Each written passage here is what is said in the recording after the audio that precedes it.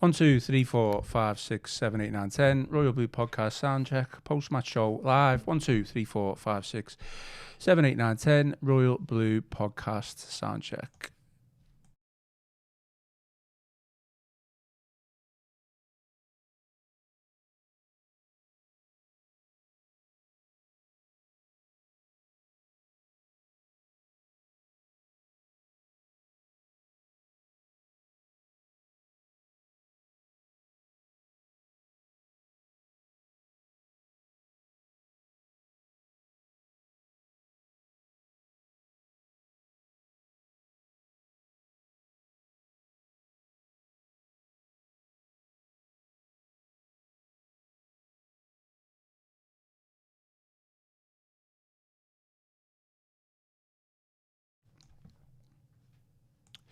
Hello and welcome to the Royal Blue Podcast. It is the post-match show reaction with me, Ian Croll, and Tony Scott. Tony, how are we? Everton 0, Aston Villa 0. Are you coming away from Hill Dickinson disappointed? Yeah, we've got to be, haven't we? When you play that well and create that many chances, I have an XG of 1.8, was it? To Villa's 0.3, I think I've seen. And I hate using stats for games of football. I normally like to obviously watch football and come away from it, that what meets you on the eye. But what met you on the eye and what obviously coming in terms of numbers as well just proved how good of a side Everton were today. They were dominant throughout, won every duel, won all the 50-50s. They played the better football. They're more creative than Villa. Villa came for the draw and got exactly what they wanted. Quite disappointed with Villa, to be honest. I thought with the quality of players that they've got, thought they would have seen a lot more about them. But they defended deep. The goalkeeper made, 2 or 3 world-class saves to deny Everton the goal. So it was a case of woeful finishing, a little bit of bad luck and some world-class goalkeeping that made sure that the game was goalless. But you can't fault Everton's display. And one thing, I come out with the ground there and I thought, I've never felt more confident about an Everton team doing well this season for a long period of time. That was a dominant performance. All you're missing was a goal. If Beto puts that goal away inside the first 2 minutes, Everton win that comfortably. Villa's heads go down. And I did predict that on Friday. I thought we'd get an early goal. And that's what I've seen. But I come away from thinking, for the first time in a long while, that we're an half-decent side now. We've just took the game to Aston Villa there. Aston Villa side that are obviously they'll be competing for Europe. They've qualified in the Champions League recently. And we've beaten a Brighton side, we've beaten a Wolves side away from home, but we're a decent side in the Premier League now. And that's another clean sheet for Jordan Pickford. It's a very good creative display from the likes of Willem Ndiaye, Jack Grealish and Jude Briol. I'm sure we'll touch on now. So for the case of, it was just a case of poor finishing, a little bit of bad luck and world-class goalkeeping that just stopped Everton from getting maximum points. Yeah. The key for me, or the key word, as I'm going to say, is I am slightly disappointed to come away from there with only 1 point, with a 0-0 draw. Now, I did say before the game that I think even a draw against an Aston Villa side who've done very well over the past couple of years would be a good point. Obviously, on the basis of how the game's gone, I thought we played very well. Missed a couple of chances, and I completely agree with you. I thought Villa were not poor as such, but maybe just disappointed. I thought they could play a little bit better, certainly on the ball. But I think the key word for me is perspective. How far we've come over the course of the past couple of months. Okay, we got beat by Leeds, but we've had a good run since then. Villa are still a very good team, regardless of whether you think they're on the wane or whatever. I'm coming away feeling positive that I'm disappointed. Yeah, I know that's like a backwards way of saying it. No, it's not. It's a compliment to how well this Everton team has performed. When you're coming away from our home matches at the Hill Dickinson Stadium, disappointed with draws against Aston Villa. Now, we've come full circle. Aston Villa have been fighting for Champions League. They've been playing in the Champions League recently. They've got really good footballers in the side. And then we're coming away from it, a game they're massively disappointed with a point. Now, you put into perspective, they've got 7 points in the top 5. Now, after Leeds on that Monday night, we all thought, right, we're in for the struggle again this season. And now look at us, we're disappointed that we're in the top 5. We're disappointed. We're not beating a team that's been in the Champions League the last couple of years. It's a weird feeling, isn't it? So it shows you how well this Everton team have done in the previous couple of weeks. And as I said, if Beto scores that goal in the first 2 minutes, Everton win that comfortably. I know I'm not going to make this the Beto show, far from it. The amount of Evertonians that pulled me when I was walking along Regent Road, make sure you mention Beto, make sure you mention that referee.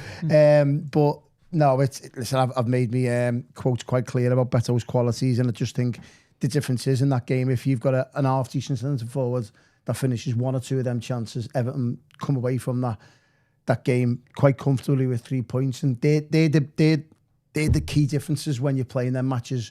From 5th place down to 14th, I think it's much of a muchness. I think you could throw a lot of teams in the air and they could land wherever they land.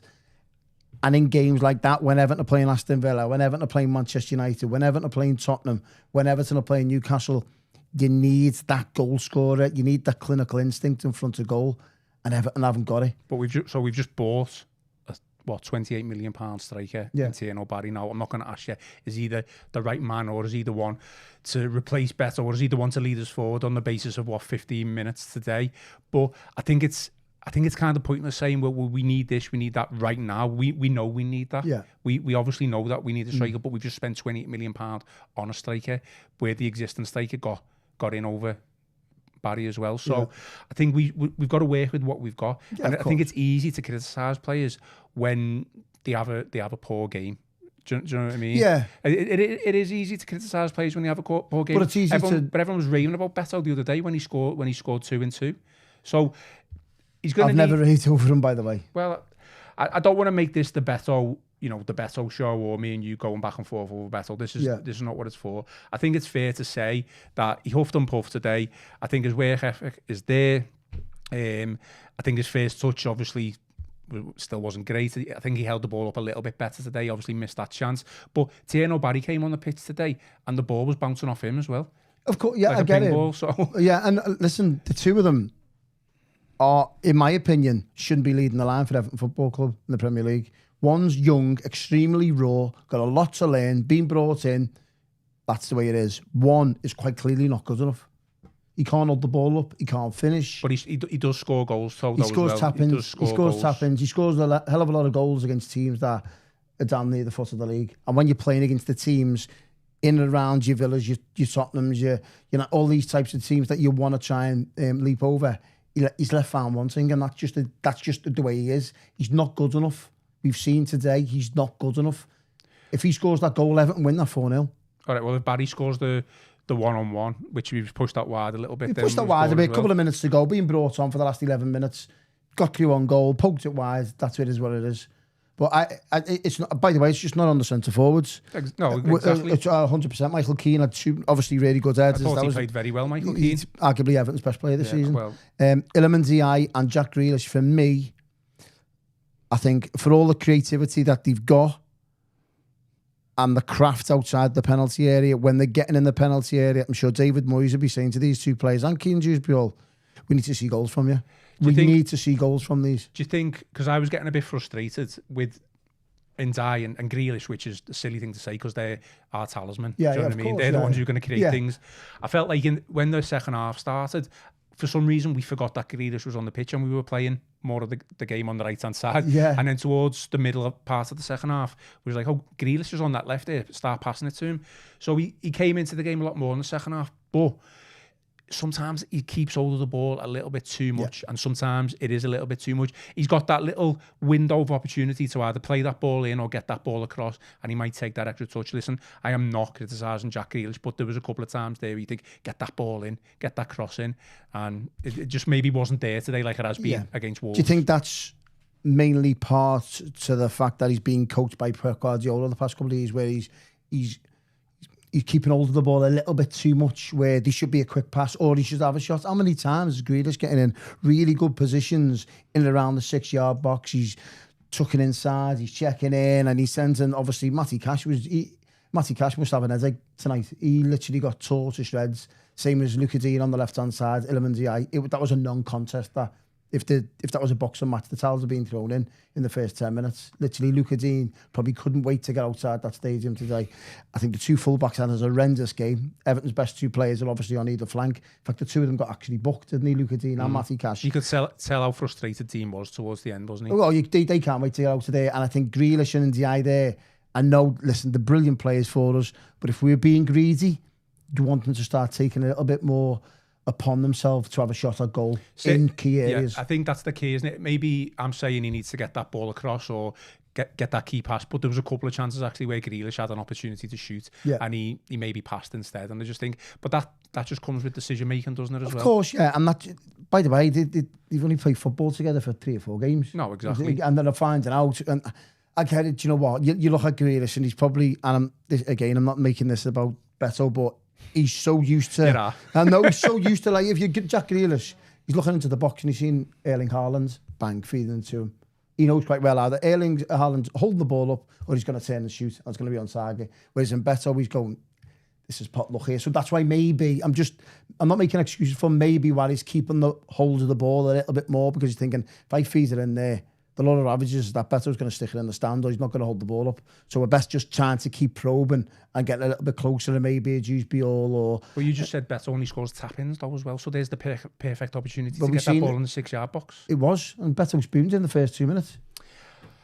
I just think strikers do miss chances though as well. I'm not making excuses. Not as guilty as him. Not as guilty as him. Tierno Barry missed a chance as well. That was going far. When you're literally 2 minutes into a game, Everton, and you can quite clearly, I think we called it, didn't we, on the midweek show, Everton are flying at teams in the first 15 minutes. They are smothering them.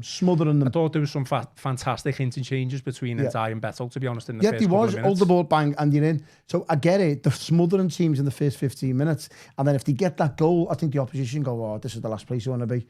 The crowds are on top of them. Obviously, the feel-good factor's there. But once they didn't get that goal and Everton were missing gilt-edged opportunities, Villa just slowly but surely grew into the little bit game. And as that second half was going on, you were thinking, I'm just waiting for Harvey Elliott to put this in the top corner here, and that's it. I think every Everton was probably feeling the worst. But coming away from the game, you're missing chances. I'm sure David Moyes will be speaking about the chances that Everton missed. Everton played well. They played well. Very well. Played well. Defence looks solid for a change. Albeit Villa didn't threaten us.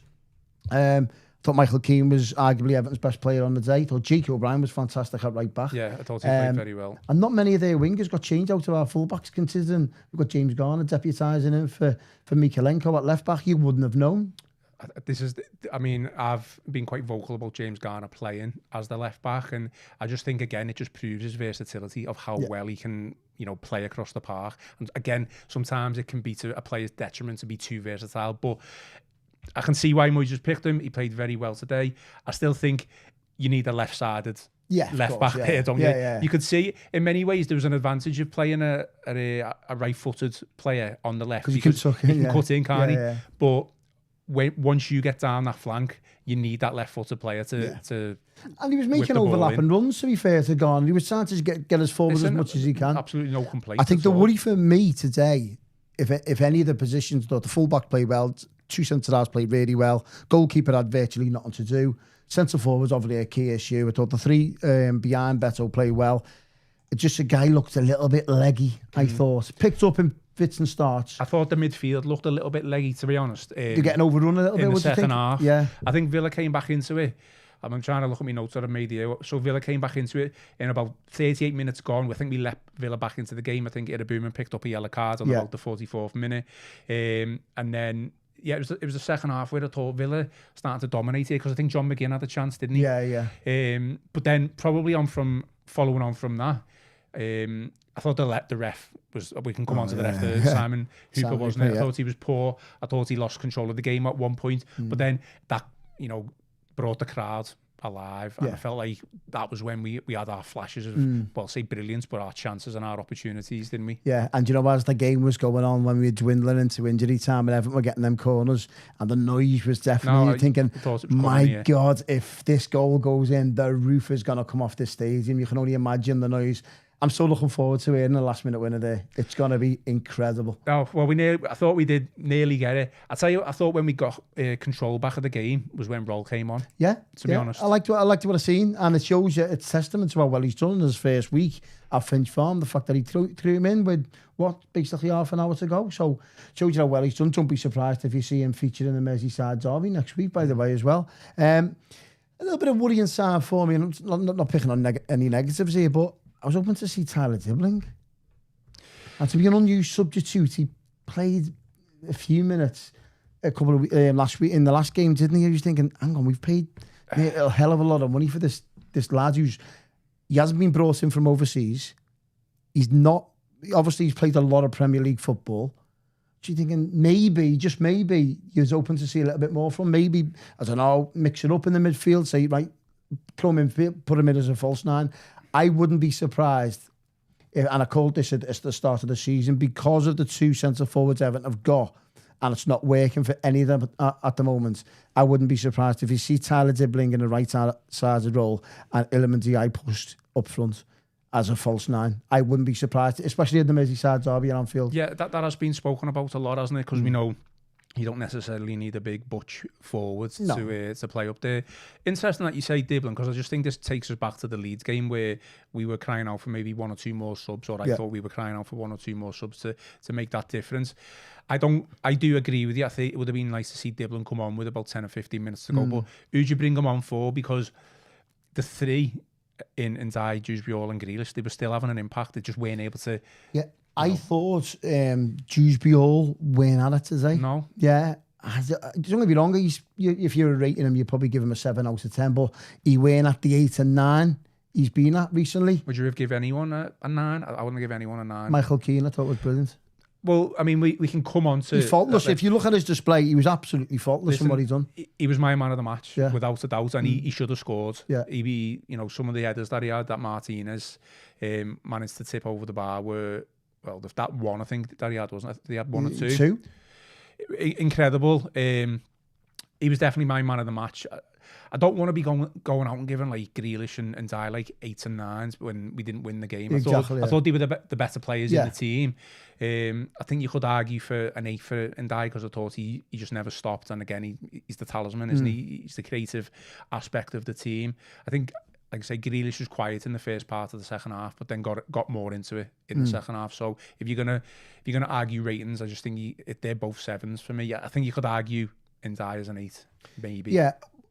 I get what you're saying, but you're looking to see from the end product from them. Yet they can't walk the ball into the net. Sometimes they do. They're putting it on a plate for better in the first minute, and obviously he missed. But they can't do physical. I'm looking to see a little bit more from them. Trying to be selfish as well, because if you look at it in terms of team, Everton are going to have a centre forward that's going to score 15, 20 goals this season. Quite clearly obvious. So what you're looking for is 5 or 6 from Dewsbury, 10 from Grealish, 10 from Ndiaye, maybe 5 or 6 from Beto, maybe 5 or 6 from Barry. The goals are going to have to be shared, because we haven't got an out-and-out centre forward that's going to score goals this season. It's clear as day. So the onus will be on Tim Aruba and Adissa Guy, Jack Grealish. I think it's going to be more on the wingers. Of course, yeah. They're more than anyone. So although they have got the craft and they have got the quality, we need to see goals from them. Now, the irony of that is that what we've seen against Wolves is Dewsbury scored and Iliman Ndiaye scored, and Ndiaye scored against Brighton. But in games like that, where it's not working for the centre forwards, they need to take the onus about themselves to go, you're right, I'm going to stick this ball in the back of the net. We got into lots of key areas today. Really good creative chances, but just outside the box, left fly, and then they're checking inside again, and then they're giving the defence an opportunity to get behind the ball, and you're thinking, just let it. I think there was a time when, I'm not just picking on the Grealish and Ndiaye here, by the way, far from it, but there was a time I think Beto went clean through, and then he checked inside onto his left foot, and then Villa, and you're going, just let it. If you miss, you miss, so be it. Just have a shot. And I think that was the missed opportunity today, is not taking, I wouldn't say the clear-cut chances, because obviously we had 1 or 2 gilt-edged chances, but even the half chances, I think they've got the quality to put the ball in the back of the net. Just shooting. Yeah. just have a shot. Because you did see them a number of times getting into those opportunities, and it was either taking that extra touch or cutting back or passing it, and just have a go, just have a little shot. You know, you can't walk the ball into the back of the net. You're not going to be able to do that against a team like Aston Villa, like we did against Wolves the other day, where it was across the face of the box, and it was a goal from Ndiaye. You know, it's a difficult thing to do. That so. A couple of pot shots maybe from inside, just outside the area. They were definitely on there. I think it was a lesson learned as well, the fact that for all the creativity and all the possession and all the shots, I think Everton had 19 shots today to Villa's like 2 or 3. I think Villa's XG was 0.3. Everton's was 1.61. So it just goes to show, listen, everyone knows how well Everton played, but they both come away from a point which is just quite a little bit disappointing, because is Bournemouth there. Bournemouth are right in the mix because they've got that little bit more up front, Bournemouth. And I'm not comparing, obviously, with them, but what I'm trying to say that they're the key indicators in games when there's nothing in it, just to be have that touch of clinical in front of goal, and I can get you rewards. But listen, overall, if we watch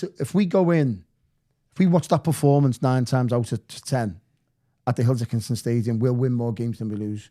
Because you can't create that many chances and you can't miss that many gilt-edged opportunities. It's just, as a professional footballer, and you're watching that good of a football, it's not viable. You in the end, lady luck will shine on you for the chances that you're creating. But I think what shocked me there towards the end is that Villa didn't have a sniff all game, and they had one shot, and I think it took a deflection, and it took a deflection and nearly looped over Pickford. I think it was McGinn's, wasn't it? But that's the difference there, because they were willing to have a pot shot. We wasn't. You look at James Garner's goal against Brighton, pot shot.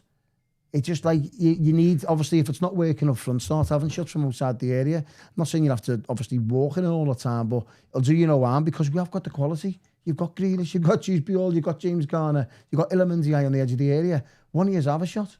And I think as well, we didn't ride our luck a little bit, but you don't take the opportunities. You come up against a team like we're going to come up against next Saturday, Liverpool, and they'll punish you, won't they? Of course. Listen, we're going to be coming up against the best team in the country by a country mile. And the chance, we won't create that many chances, of course. We'll be going to Anfield, not many do, but the chances that we do create, we're not going to create as many that we did today. That's a given. We're going to be, at best, maybe one big chance. We could be strong from set pieces. So when we do get that great opportunity, we have to bury it. We have to bury it. I'd hopefully want to see David Moyes, I wouldn't say reading the riot act of these players at Finch Farm this week, but I'll be saying to them, start taking pot shots, especially, there's no harm in it. If you miss, so what? So I don't think we're quite there reading the riot act just yet. No, because it must be frustrating for him, because we're getting, how many times are we just camped on the edge of their box? And you could tell he was pulling his hair out at times. Even when he's going, one of you just have a shot, because obviously, and I get it, there's bodies in the box and everything else. But at the same token, it was massively frustrating for David Moyes today watching that, because he thought, we've dominated the game, we've created lots of chances, but we've come away from it 0-0. And he probably knows deep down that these centre forwards, what can I do? Because it's like for like. Barry is raw. He'll probably get chase things, but it's like, what do I do? What do you want me to do? So I wouldn't be surprised if we see a little bit of a reshuffle and put in Diana false now. Well, Moyes has already done his post-match press conference, so I just quickly made some of the notes or summed up what he said. So he said it was a really good performance. He thought Everton was intense. He said Everton were lucky not to come away with all 3 points. He said it was a little bit frustrating, but we're still trying to improve. Yeah. And I think that's what I was trying to say about perspective. He said the performance definitely warranted more. He made enough chances. And he said that the goals, the difference between Beto and Barry in terms of starting lineup is the goals scored. So that's the difference. Yeah, that's what he said. Yeah, exactly. And that just, which is fair enough, isn't it? I think Gav made the point on Friday that if you've scored a goal in a winning performance, i.e. Beto, was it? No, did he score against? He scored against Wolves. Wolves, sorry. Yeah. I had a bit of brain fog then. Then you would expect to be in the team again, wouldn't you? I think what you've got to do as a manager, you've got to set a precedent to go, do you know what? We've won and you've scored. Now, if I take that shirt off you, A, it damages your confidence, and B, it just sets no standards, because it is what it is. So he can't do no more. So what he said to Beto to say is that you've played well, you've scored a goal, we've won a game, right, there's your shirt again. And if he does that again, he keeps his shirt in the Merseyside derby, but now he hasn't. Now he's played like that and he's missed gilt-edged opportunities. Now Moyes will go, right, there's the standard now. Barry, you're in, or he'll play in Diana false 9. Based on this performance then of Beto, which I'll agree it wasn't the best, but we know Beto was had decent performances against Liverpool. Van Dijk hates playing against them, doesn't he? So what you do now then? Would you put Beto in, knowing that he would probably, on the basis of evidence, he'd probably give the Liverpool back four more trouble than Barry? That's just just based on evidence. I agree on that. I agree. No, I agree on that. I totally agree on that. Mainly because of the physique. And every time that's what I mean, Van Dijk struggles against Beto, he really... Because there's not many players in the Premier League. You look at all the centre forwards, like Gyökeres and Haaland, etc. There's not many with the physique and the unpredictability of Beto, because Beto doesn't know what he's doing. So Van Dijk's got absolutely no chance of knowing. No one knows what he's doing. So defenders haven't got a clue. So if Beto doesn't know what he's doing, the defenders haven't got a clue. And that's like the key issue here. Whereas when defenders come up against Haaland, they can start to try and obviously read him in terms of like, he's got a bang one in his left foot, they'll try and force him on his right, but he's that quick and that strong that 9 times out of 10 he buries it. So all the centre forwards that you're playing against in the Premier League, they're very predictable. Ollie Watkins, you'll try and get in a moment check. Obviously, Gyökeres is a new player, but you'll know in terms of Salah, he's got to come in on his left foot all the time and whack one. So you kind of know how centre forwards work. With Beto, he's just so unpredictable. I think that's part of the reason why Virgil van Dijk struggles so much against him, because he's strong, he's obviously physical, and the ball can go anywhere. So in terms of Van Dijk, he's a very good reader of the game. He can't read his game because he's so unpredictable. So I think that's the key issue here, is that Beto probably will start against Liverpool in the Merseyside derby because of the sheer unpredictability of what Beto brings to the game. And obviously, listen, if he gets to 17 minutes and you're still hanging in there and it's 0-0 or 1-0, then obviously you throw Barry on and maybe something else. But I wouldn't be surprised in a couple of games' time if you see Barry and Beto on the bench and Iliman Ndiaye in a false 9. I wouldn't be surprised with that. And maybe you could put, I don't know, Jack Grealish into a 10, put Jude Bjorn out on the left or Dribbling in. There's options there for Everton with that trio. I think we are waiting for Grealish to be kind of moved over to that number 10, because I with Dribbling coming in, I would foresee, I don't know whether you agree with this, but a lineup where it's Ndiaye on the left, Grealish as the number 10, and then Dribbling on the right, and Dewsbury Hall can play as the number 8, really, behind the number 10, and then with Guy or Garner. Well, obviously you can take your pick out of those, but again, we're hamstrung slightly with injuries at this moment in time, so I would foresee maybe that lineup, but I don't disagree with you that Ndiaye could play as the number 10. Someone said in the comments there as well. I'll just refer to some of the comments here. Gavin Cunningham says Tim and Beto should never start again. What did you make of it, Boom? I felt like he had a positive start, to be honest, to the game, but then he just faded a little bit. Yeah, obviously he was playing against his old club. I think it was 4 Everton players that were playing against their old club today, wasn't it? It was certainly one of his better performances, but like I say, it was, when I say better, I felt he started well. It just faded. Yeah, I think he didn't influence the game. And that's the key thing here. What do you want? What should he influence the game on? Obviously, from an attacking point of view or from a defensive point of view. I think a bit of both. If you're centre midfield in this day and age, like Declan Rice, your Rodgers of the world, your Gravenberch, all these players, they dominate games of football. They pass their way through the ball. They're up and down the pitch. I think that you see Mail Roll there. You see them up the pitch by the left-hand side of the corner flag, and the next minute you see them winning the ball. I think these centre midfielders now, I think gone are the days of like a 6 and an 8. They're normally centre midfielders now that they're getting up and down the pitch, and that's what you want to see from Timo Ruben. Was that he's got the physicality, and he's got the athleticism, and he's got all the attributes and all the tools to look like a Premier League player, especially boss midfielders. But you're always looking when you're watching, you're going, I want to see a little bit more. That's when you're looking at his performance, you're looking to see, like, maybe he's a 6 out of 10, but I think you've got it in you to be an 8.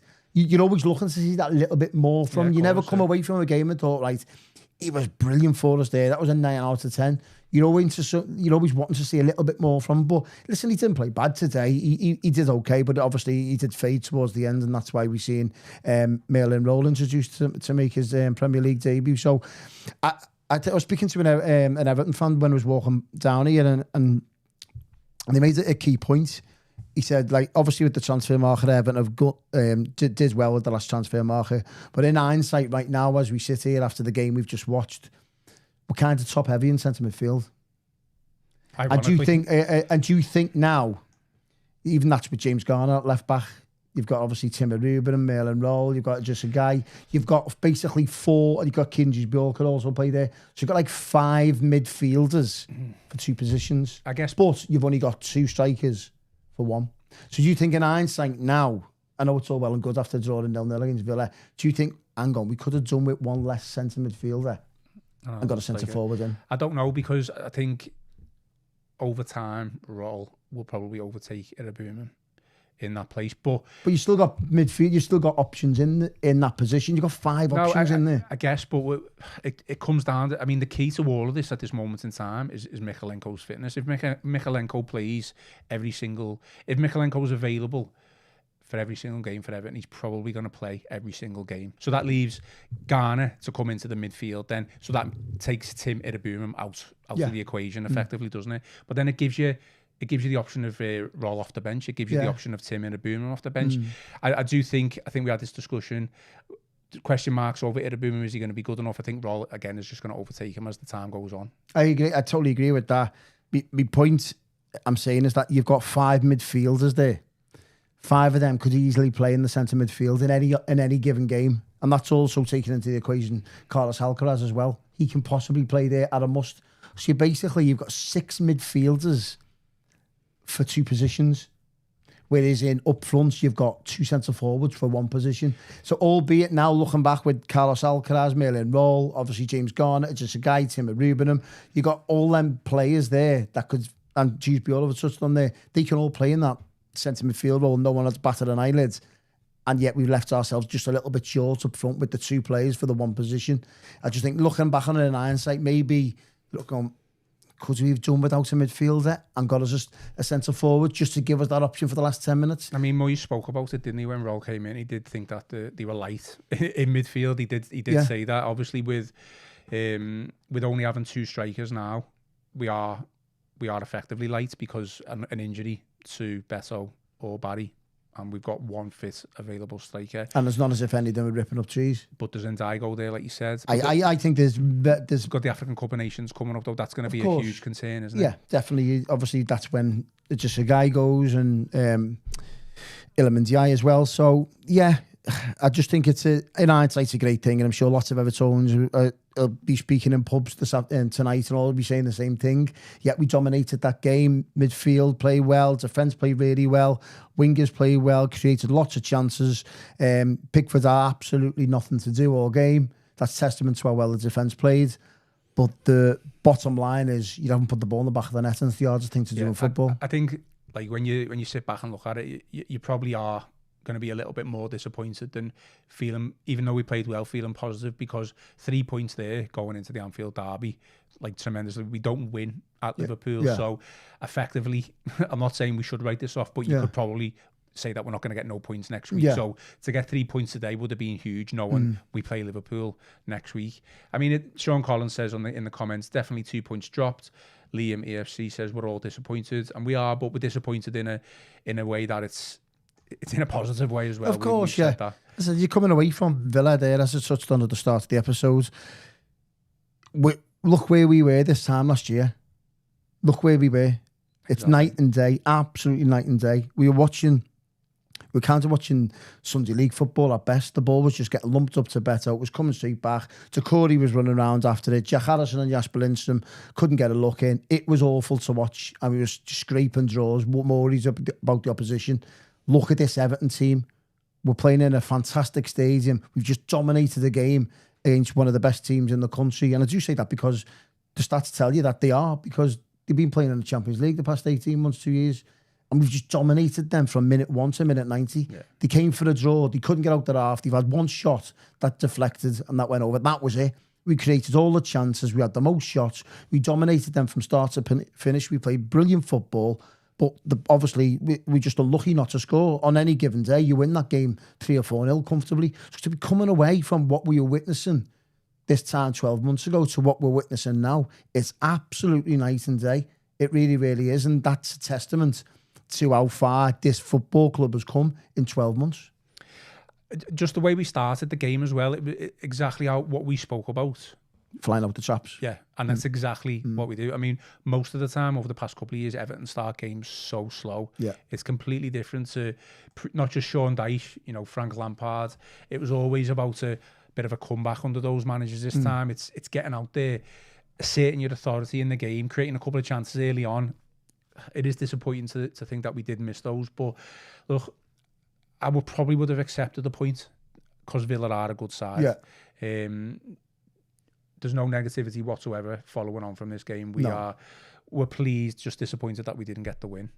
Should we? We'll finish off in a sec, so. But do you want to? I think you've probably already suggested who the man of the match is going to be. I think we're going to agree. To be totally honest, I think maybe if we won the game a 1-0 or a 2-0 based on that performance, I think maybe a Jack Grealish or a Ilman and I would have got the nod for man of the match. But are we giving it to my Everton's number 5? The NordVPN man of the match? He was, yeah, the VPN. And if any beers want to sponsor it as well, yeah. Please feel free, because I'm itching for the beer at the moment. I really am. I mean, man of the match sponsorship is perfect for a beer. Of course it is, isn't it? So if you own a brewery, please do get in touch and we can sponsor the Everton man of the match. No, but jokes aside, I thought Michael Keane was outstanding. I think he's been outstanding this season, and not just this season as well. Since Moyes took over at the back end of last season, I think I've seen the stat that Everton have picked up more points since David Moyes come back to the club than any other team in the Premier League, which is only testament to how well David Moyes has done, how well this group of players have done.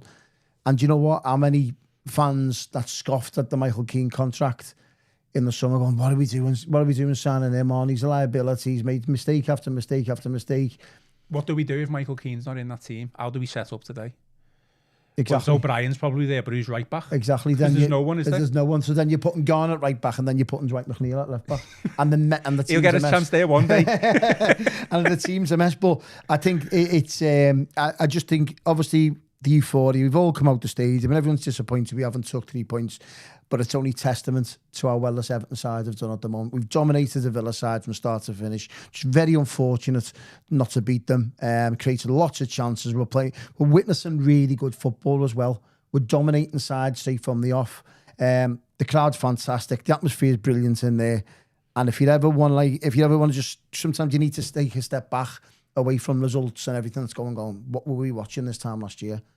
Exactly. What were we watching? And look what we're watching now. We're disappointed. We're sitting in 5th place in the Premier League after wiping the floor with Wolves, after beating a very good Brighton side, and after dominating Villa from start to finish. And we're going into a Merseyside derby with our tails up. So I think there's a lot to look forward to. We're creating lots of chances. We've got very good footballers. The defence is now keeping a clean sheet, which we were all worried about against Wolves. You're going, I want to get the defence sorted because we let 2 goals slip.